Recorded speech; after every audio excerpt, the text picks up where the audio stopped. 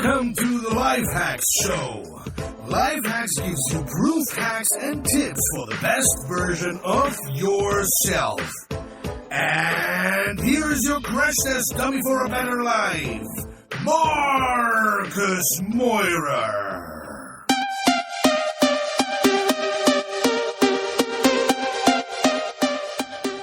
Yo, this is the Life Hacks Show. I'm Marcus Moirer from Thailand, and on the other side, today we have a good friend of mine, and I'm reaching out to Brazil, one of my favorite countries. Hey, Chris, how are you? I'm fantastic, Marcus. Thanks for having me. I'm excited to be here, and we're going to have a good show today. Yeah, I'm sure. It's so great always for me to connect with you once in a while, because I don't know, we didn't see each other too long or spend too much time together, like physical, but always when we both connect online, or then I always feel that like there's a certain connection. I don't know where it comes from, but it's really, really, really nice. I agree. I find that amongst other fellow community builders or tribe builders, and especially digital nomad and entrepreneurial tribe builders, that we have like a natural connection, and I definitely feel the same way with you. Mm-hmm. So it's really impressive what you started with the Entrepreneur House. I think we met when you've been to Chiang Mai, and I don't know if it was the first Entrepreneur House, but when I first heard about it, I would think, wow, what a smart idea, bringing those people together. And I think the first touch point was in Barcelona. Right now I got it. So maybe you can give a little bit more content what you started with your huge, impressive project, Entrepreneur House. Well, actually, the Entrepreneur House started as me. The idea came from me being lonely, traveling the world as a solo digital nomad. And I was living in Costa Rica, and, I had this great life where I could surf on the beach and hang out. And I lived in Peru. And what I really realized is that, I had all this freedom and flexibility, but I didn't have my tribe of people. And that left an empty spot actually inside of me. And so then I did a bit more traveling, and I wound up in Barcelona, and I fell in love with the city. I just thought it was a perfect city for me. And when I was there, I had a friend come visit, and he stayed with me for a month. And he was an entrepreneur also. And so his name's Eric Paquette, and he runs a company called Embroiders. And so when we were together, living together, we set goals together. We worked out together. We went to the beach together. We worked on our businesses together. We practiced languages together. And in that month, him and I were more productive than we had ever been in any other month before. Mm-hmm. And we started talking about it, and we would pull numerous all-nighters working from midnight to 6 a.m. And I would just see him working on his computer, and I didn't know if he was really working or if he was on Facebook or whatever he was doing, but it would motivate me to work too. And that inspired each other. So afterwards, I thought to myself, I was like, man, we really need more of this. There's so many people out there that need to get together and do some co-living like this, where we can set goals and help each other out. So I reached out to my network of other entrepreneurial friends, and I said, hey, let's live in Barcelona for 3 months, and let's set some goals, and I'll organize the apartments, and you guys come. So we got 12 people to come to Barcelona, and that 3 months formed the Entrepreneur House, because those guys in there were like, let's mastermind, let's set goals, let's do this. And so it created the idea. And afterwards, I presented in the mastermind. I was like, guys, do you think I should make this a business? And they were like, absolutely do it. And thus created the Entrepreneur House. Nice. So beside the masterminds and the hanging out together, learning languages together, what can people expect when they check into the Entrepreneur House, and how big are these houses normally? So when you come to an Entrepreneur House, you're coming to a location where a lot of times you've never been before. And so we take care, we pick you up from the airport, We have your accommodations taken care of you. We have a co-working space taken care of you for you.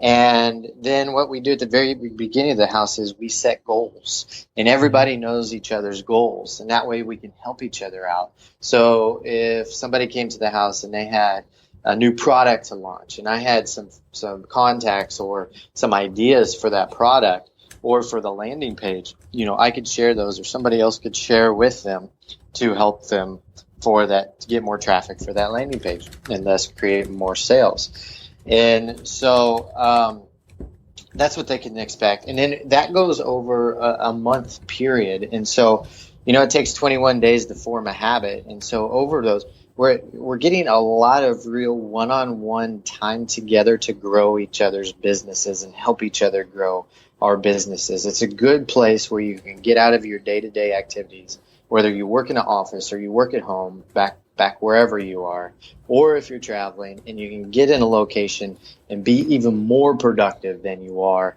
in a new spot with other fellow entrepreneurs. And, the results, what's incredible, Marcus, is the results after people stay at the Entrepreneur House, 2 months, 3 months, 6 months, 12 months down the line. And that's when people are really mind blown by the power and the impact of this experience. Mm-hmm. So how long is normally the Entrepreneur House going as a project in a certain country? Is it always roaming, or do you try to set up stable locations where people can check in and check out? As of now, we're always roaming. So we'll go, like last year we did Rio de Janeiro, Barcelona, and Chiang Mai, Thailand. And so we'll do 4 weeks in each location. And we have some new things planned for 2017. But, as of now, there's no stable location for the Entrepreneur House because we like to move and do different locations also. Mm-hmm. And what was your favorite place, comparing Rio with Chiang Mai, with Barcelona? Well, Barcelona is my favorite city, bar none. So I'm always a big fan of Barcelona. The other cities are great. They offer different things. In Chiang Mai, like there's a lot of outdoor adventure to be had, and you can go visit elephants. You can climb a mountain, go to a waterfall. You can downhill mountain bike and these exciting things. Barcelona has a more urban feel, and so it's a very walkable city, and you can walk anywhere you want. You can walk to the beach. There's the mountains on the backside, and so there's mountains on the backside of the city. And so just a short train ride away, maybe like 25, 30 minutes, you're in the country in the mountainside. And so that's great about Barcelona. Rio de Janeiro is a whole different animal in itself. It's, Brazil, and it's Rio. It's Brazil, and, and so there's great things here. The culture is very unique, and it's a very proud culture, and the people in Brazil and Rio are incredible. And so it's really cool to experience. I think they have really good food down in Brazil too. And so it's great too. And plus, you have the beach and the mountains and some exotic locations that are close to Rio. Mm-hmm. Yeah, it sounds really cool. And you can't talk about the plans for 2017, or how do you decide where to go, which place? Do you talk with the community and do some service? Well, it depends on requests. And so, I've gotten a lot of requests for, of course, Barcelona and Chiang Mai. We have Chiang Mai that's being solidified right now. So it'll be, I think, starts October 25th and goes through November 25th this year. And that's Chiang Mai, Thailand.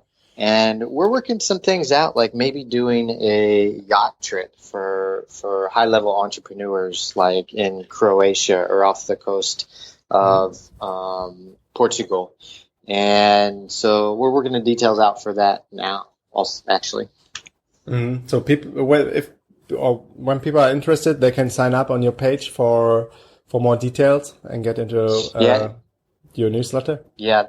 Yeah, the best place to go is just the website, theentrepreneurhouse.com, and you can find details and upcoming details there. Then, of course, we have the podcast that's going, and you can check out the podcast. And actually, Marcus was on the podcast last week. I highly recommend listening to his episode. Thank you very much. Was a great pleasure. It was big fun in this episode. Do you have what is your biggest success story in a way that you see someone really transforming, not in terms of making money or starting his business, also like transforming as a person? Does this happen a lot? Hanging out together 1 month with other entrepreneurs? Yeah, it really does. And the successes don't come so much within that month. I mean, you get a lot of successes. So for example, this past house, we had a guy come in and his goal was, we do what we call Focus 55s during the house. And that's 55 hours of intense work where you set one big goal. And we had a guy hours for 1 month or when? No. That's that's only 3 days. So we have 3 day. It's like a productivity workshop, and we have 2 of those per house. And so we'll take those 3 days and we'll set a big goal during that time that's in alignment with our goal, staying at the house. And we had one guy come in and he had a goal to make 5 sales, which would accumulate to $5,000 in revenue for him. And so he had a content marketing business, and he was scared to make those goals. And we kind of worked with him in the psychology you needed to set that goal and actually accomplish it and commit to it. And he set the goal, and within, I think, before the second day was over, he hit that goal, and he was absolutely blown away. So he had $5,000 in revenue that he didn't have before. And so that's kind of the things that happen short term. Now, over long term, actually, another short term success is we had a guy he's a pretty successful guy, and he had a business, and he was making about 5 figures a month, around $10,000 a month. And then what happened is the supplier completely cut him off while he was staying in the house. And he went through a couple days of being really bummed out. And then we had an emergency mastermind with him. We sat down and we discussed some ideas on how he could, fix this or reestablish his business. Within 2 weeks, he found a new supplier, and he was making more money than he was with the old supplier. So he increased his income from that, just from being there. And I think he would have done that not staying in the house, but there's no telling about how long it would have taken him. And we did it within 2 weeks while he was at the house.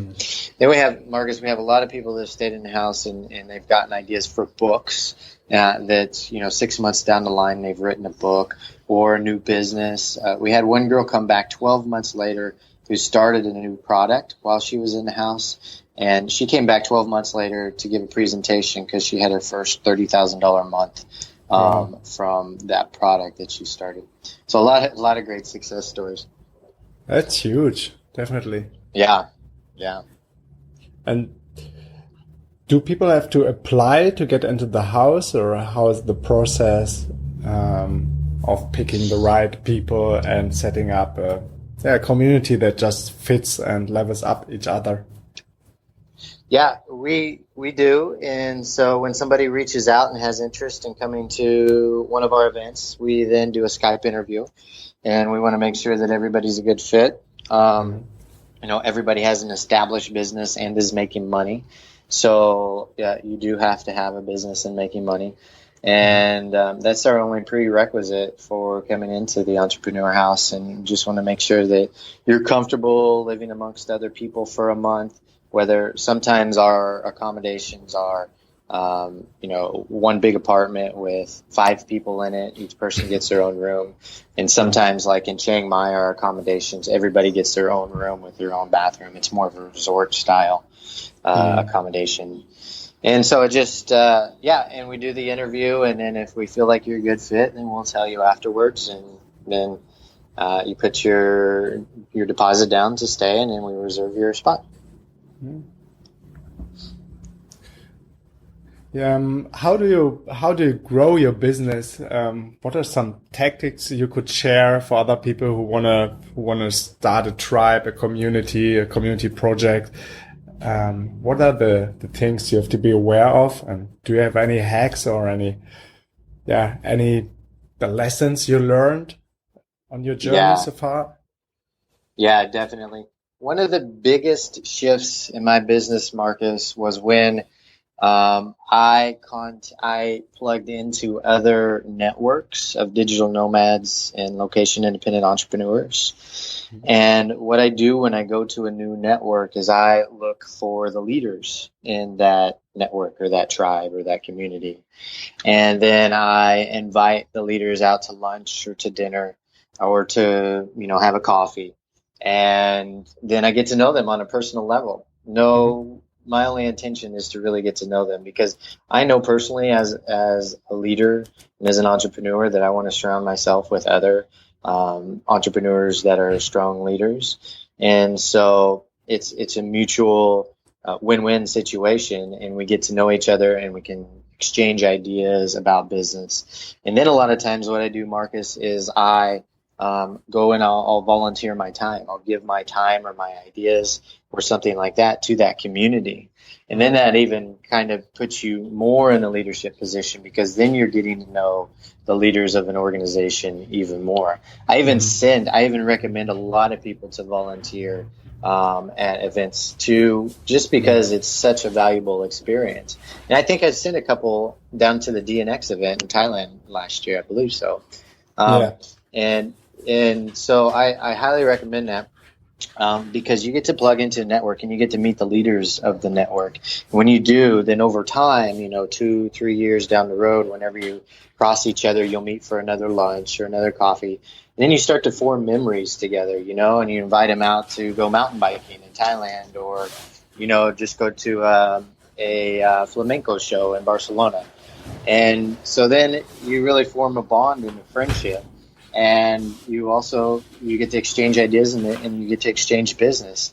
And so you can share your network with their network and their network with your network, and it blends up. And it's just a big win-win situation, I think.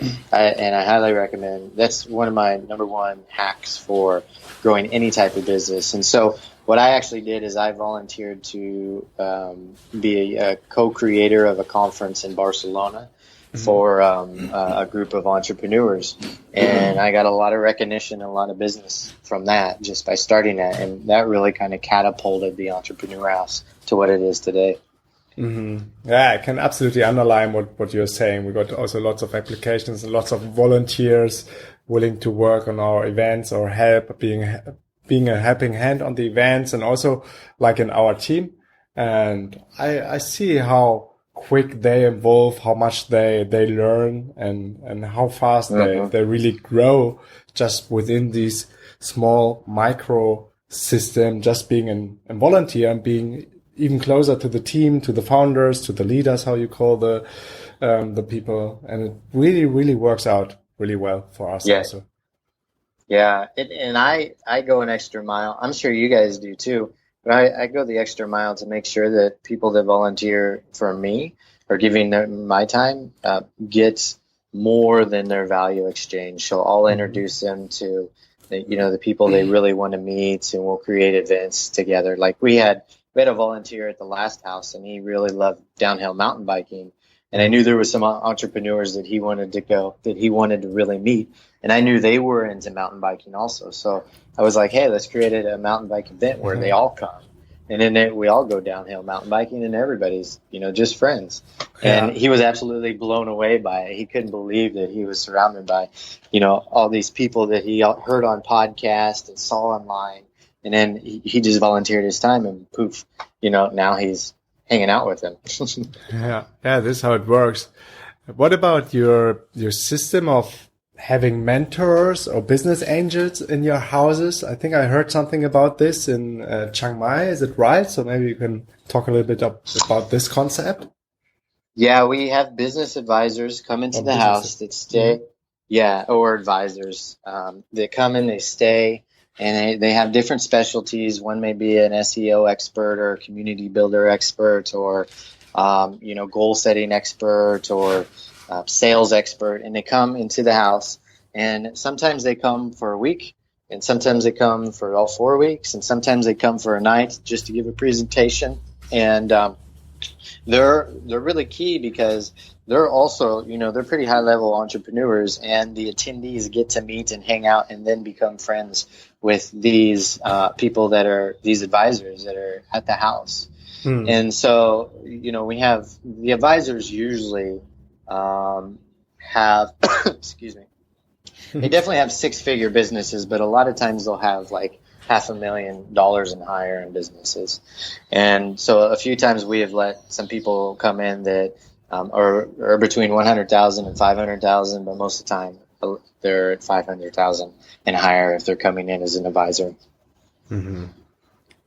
Yeah, really smart concept. And I heard from some participants of your house that they really appreciated these, really dedicated input for them. Yeah, one of the advisors was Tall, who's speaking at your Tall Guru, speaking at your event in Lisbon, right? Yeah. I'm so happy that he joins as a speaker on the program.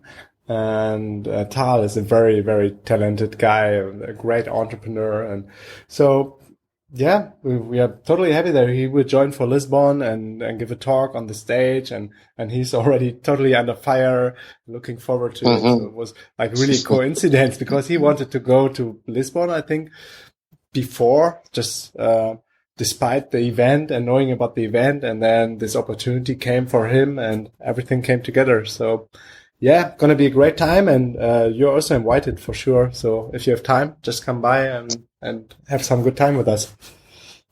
I think I'm going to be in Europe until the middle of August, and then I have to go to the States. But if I'm in Europe, I'll make it a point to come by. Okay, I want to come by. Actually, I really do want to come by. I hope so. Will you be in Europe before, like you said, and then again in Barcelona in June, or what are your plans for this year?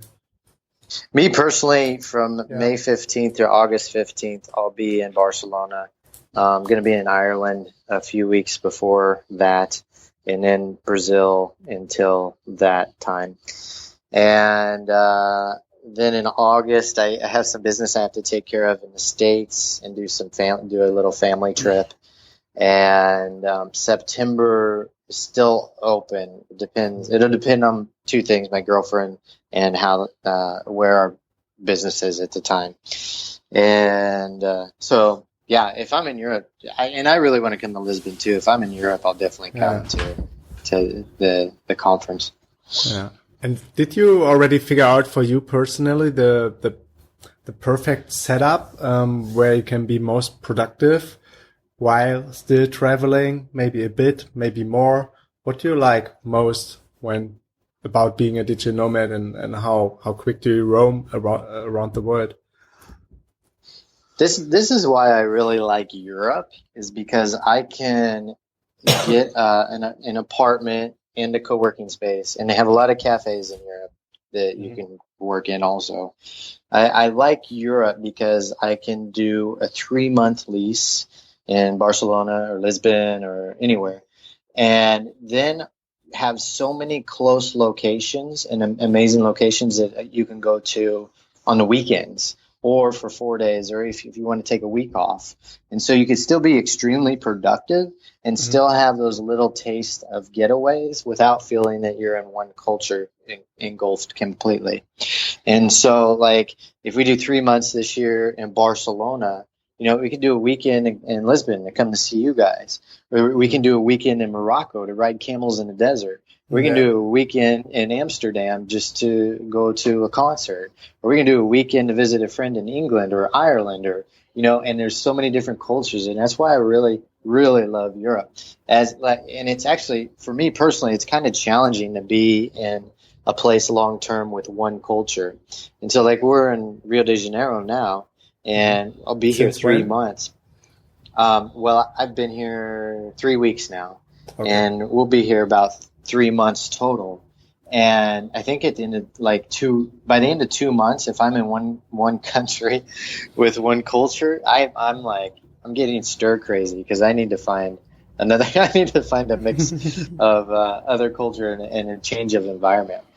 And so, yeah, that's the best for me, is finding a good apartment, a really good Wi-Fi in Europe, and then it has cafes or a co-working space that's close. And then on the weekends, or you can take a week-long trip to. And I haven't explored Europe a lot, and so it's new, it's still relatively new for me. And so like I've never been to Eastern Europe, and so I can go to those places and get a little fix, and then come back and work. Great. I also love Europe, especially in the summer, not in the winter. And that's why I started this lifestyle of being location independent. But whenever it starts to get warm again, at least in May, we will get to Berlin, to one of our home bases for some weeks, and then travel around in southern Europe, like Barcelona or Lisbon, or in Greece, for instance. They have great islands for kite surfing. So I can totally understand you. Yeah. Very cool. On your podcast, where you were interviewing me, we were talking about my morning routine, and figured out that it's not too far away from your morning routine. So I'm really keen about your routine, and when did it start, and how does it look like exactly? What are you doing every day? Yeah, I'm glad you mentioned that, because I wanted to share with you. I'm using The Miracle Morning, which is a book by Hal Elrod. And what you do when you wake up, you have 6 activities that you need to do. First, the 6 activities, and it's 10 minutes of each activity. It's reading, it's silence, it's affirmations, it's visualization, it is scribing or journaling, and how many did I get? Reading, affirmation, and meditation. And so you have those 6 things to do for 10 minutes each morning. That's your first hour. And the great thing about that is that you get all of your you time the very first thing in the morning. And so you don't have to worry about it the rest of the day. You can focus on your business or spending time with friends, but that's your sacred hour, the very first thing every morning. And so what I do is I get up and I read a self-development book. I'm actually reading Think and Grow Rich now. And I reread the chapters. And so I've read the book actually probably 5 times. You read it on Kindle? One book. I read it on my Kindle. Yeah. And so that's the first thing. I get up, and you don't have to do them in any certain order. You just do what works best for you. I get up and I read for 10 minutes, and then I'll do silence and meditation for 15 minutes total. Meditation visualization for 15 minutes total. Do you use an app? Do you use an app for meditation? I do. Sorry. I do. Yeah, that's okay. I use brain.fm, which I also use for working, and it is one of the best apps by far that I've ever come across. I used to. Someone of the participants of our camp in Lemnos last summer recommended it to me, and I'm also using it every day for working. Yeah, and I even use it for sleeping sometimes. If thoughts are going too busy, in my head and I can't sleep, like I'll put on Brain FM and I'll zonk out really quick. So I highly recommend that. And I've actually, since we talked, I started using Calm for when I'm working on podcasts. It's great background noise where you can still hear people talk, but also it can't interrupt recordings or anything. So I've started using calm.com since you mentioned it. And thank you for that. Yeah. And then after I do, so when I meditate, I do 30 deep breaths where I just focus on my breath, and then I go into a visualization. And I visualize whatever goals that I'm working on at the time. And so I really strive to see those. When I'm visualizing it, I see myself happy and feel the feelings of being in that moment when I've achieved those goals and even working on those goals. What is your goal at the moment? What did you visualize this morning? I missed my meditation this morning. I haven't done it yet. My goal in the moment, I have a financial goal to hit for my business this year. And so that's a main focus. And then I'm in a personal relationship, so I visualize clear, good communication and happiness between my girlfriend and I. And then if there's anybody in my life that is ill or sick in any way, like I have some relatives going through some cancer now, I visualize them happy and healthy. And then I also visualize is me having a very productive day, easily and effortlessly, without stress. And it's amazing how much that really works, especially the day-to-day activities. And I just picture myself getting a lot of things done without any stress or worry. And so that's it.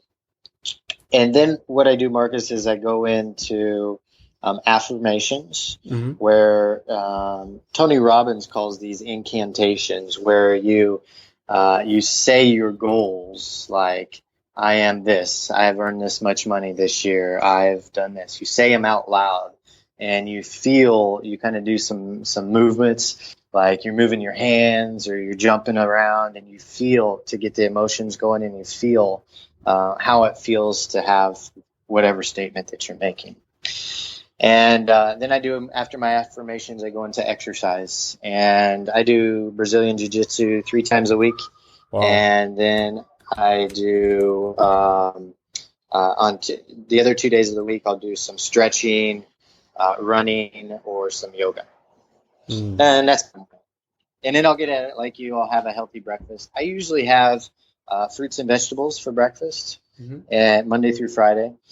And then after 10 or 11, I can have non-fruits and vegetables. And I eat pretty healthy. I minimize my meats, dairy, and gluten. When I go to the grocery store, I never buy gluten or meat.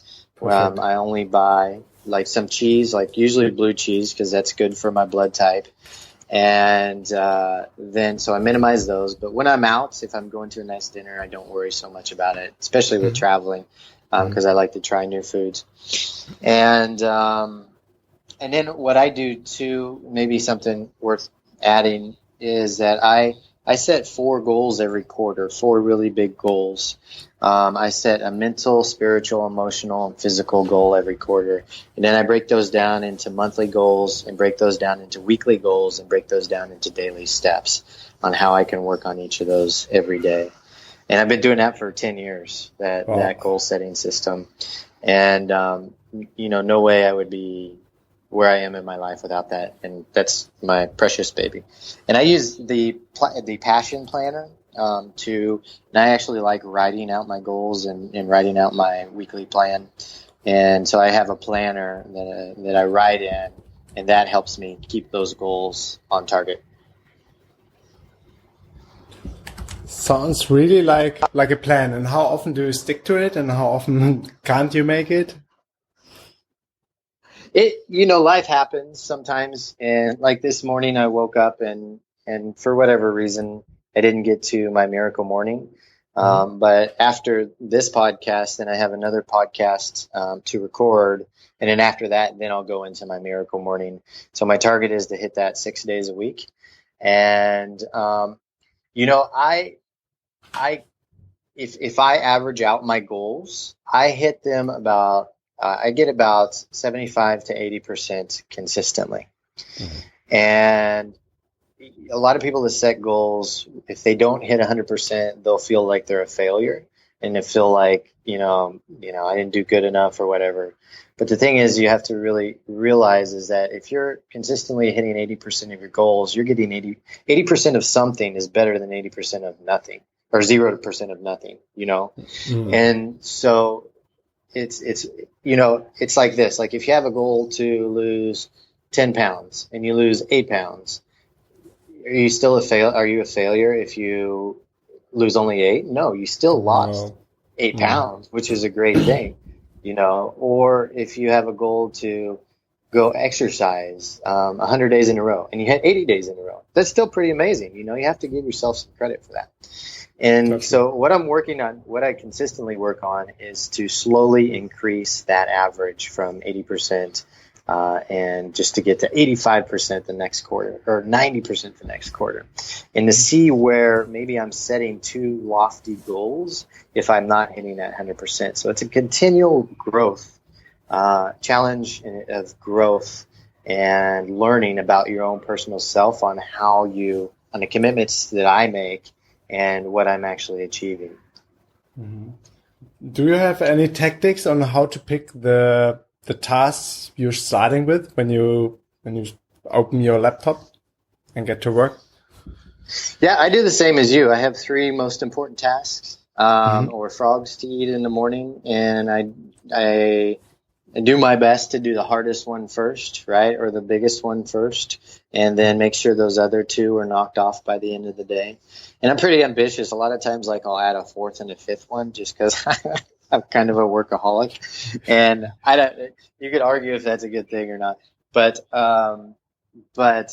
yeah, so the same thing. And then if there's any small personal things I need to do, I write those down after the 3 most important tasks are taken care of. Like if I need to deal with some baking or deal with, like, I had to call, the U.S. and take care of some business back there that wasn't included in my most important goals for the week.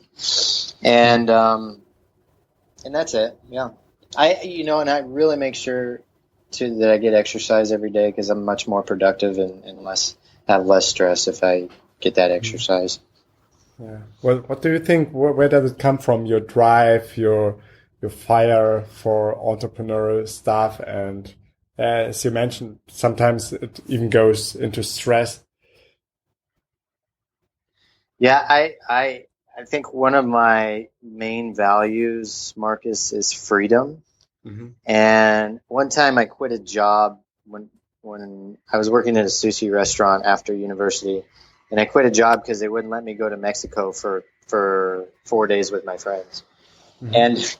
And I just felt like, there's no way that I could be tied down to other people's commitments if I wasn't okay with them and if it took away my freedom.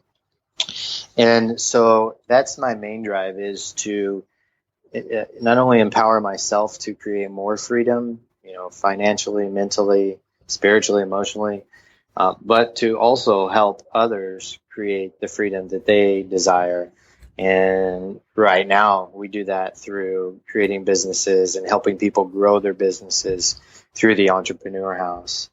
And it's like, I heard this quote one time, like, the goal will push you until the vision pulls you. And so you have this goal that pushes you until the vision of it just naturally pulls you, where it's no longer a have to, it's no longer a I want to do it. It becomes I have to do. Like, you have to eat, right? If not, you'll starve and die, right? And you have to do these things. You have to build a business. You have to be independent and free of one certain location. If not, a part of you will actually die. And that's the motivation that really inspires me. Well, I'm just on your podcast in iTunes, and I see that you're like nearly publishing every day a new episode. Is this like a challenge or is it a habit? What is it? Yeah, it's a challenge. So my goal for this quarter is 100 podcasts in 100 days with $100,000 entrepreneurs and higher. And so I think we're at almost 30 podcasts that we've recorded, and we're putting them out every single day and putting them up on social media and sending them out to our newsletter. And they're on iTunes and Stitcher and SoundCloud and everything. And it's been awesome because I get to really have a mastermind or a brainstorm and learn from all these successful entrepreneurs about tactics they're using in their business, the mentality that they use to become more successful. And it's an education in itself. And it's cool because all the listeners get to plug into that, which is really great, because you're just spreading a wealth of information that way. And I'm sure that's why you do podcasting too, because it's such a powerful medium these days to really connect with people all over the world. I love it. The best thing I ever started.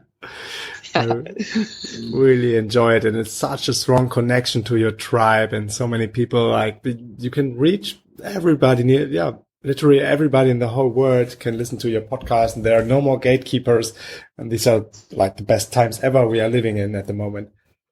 Mm-hmm. And what's great is like we're on the cusp, the forefront of podcasting, because it's not very old, one, and two, still very little people globally really have tapped into podcasting. But within the past year, the growth of podcasts has absolutely skyrocketed.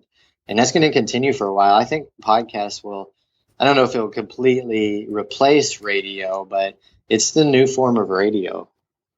Absolutely. Absolutely. I see this tremendous growth also on my podcast, and people, it makes so much sense because you can listen it just on demand, and you don't have to be 100% on and just watch a video on YouTube. You can't do anything else, but listening to podcasts, I'm doing it the whole day when I have to do a walk, when I'm on my bicycle, going to the gym, then in the gym, washing the dishes, brushing my teeth. Always I have my earphones on, and I'm listening to all these smart people out there in the world and creating content for free. It's amazing. My prediction for podcasting, Marcus, is, I don't know if this happens in Germany, but in America, we have old men that just kind of sit around and read the newspaper and listen to radio all day long. Old men and women, while they're doing, hanging around the house, they just listen to radio all day long. Our generation is going to be that with podcasts. But instead of having to listen to sports radio or political radio or some channel you don't like with music you don't like, you can actually tune into anything you want in the world, whether you want to learn about history, life in Germany, life in Thailand, entrepreneurship, whatever it may be, life hacks, you can plug into that, and that'll be a continual evolvement of humanity, because we're learning what we want to learn throughout our entire lives at the click of a button, which is phenomenal if you really think of it. Yeah, it is. Thank you so much, Chris, for your time. So always so great connecting with you. Thanks for the invitation on your podcast. Thanks for your time for my podcast. And I hope to see you soon. I hope to see you again very soon. Yeah. Thanks for having me, Marcus. I really appreciate it. And, I hope to see you soon too. Maybe we'll do some kite surfing or ride some motorcycles or something. It's gonna be great. I will be back. Your girlfriend is from Brazil, right? Yeah. I will be back in Brazil in September, just after the conference in Lisbon. We will go again back to the north of Brazil, where we always hang out for kite surfing. So maybe we can catch up there. Yeah. Are you guys doing an event there, or are you just going for leisure? Just going for work and kite surfing. This is what we did the last 3 years. Actually, we have been always to Jericoacoara in the north. It's above Fortaleza, and it's the best kite surfing spot in the world. There's every day there's wind. There's no other spot in the world where you have such a high guarantee of being able to go out with your kiteboard. So this is why we are committed again to be there from September to end of December, and then probably again heading over to Asia like we did this year and the year before. Nice. Marcus, I'll put that in the back of my mind, because I know she's been talking about, she's been there before and she really wants to take me up there. So I'll put that in the back of my mind. Maybe we can come up and spend some time together. Let's do it. And maybe we will do a camp also there, but it's not sure yet. Anyway. Okay. We're in touch. Okay. Thanks, Marcus. Bye, everybody. Thanks, Chris, for your time. See you, buddy. Peace and out. Ciao. Yes, yo. This was another episode of the Life Hacks Show. If you love what you're listening to and can use some of the tools and hacks we are sharing on the Life Hacks Show, I would be more than happy if you can give me a review or rating on iTunes. Follow me on Facebook.com/ Moira, Marcus, and just ping me and give me some feedback that would mean the world to me. So long, have fun, peace and out.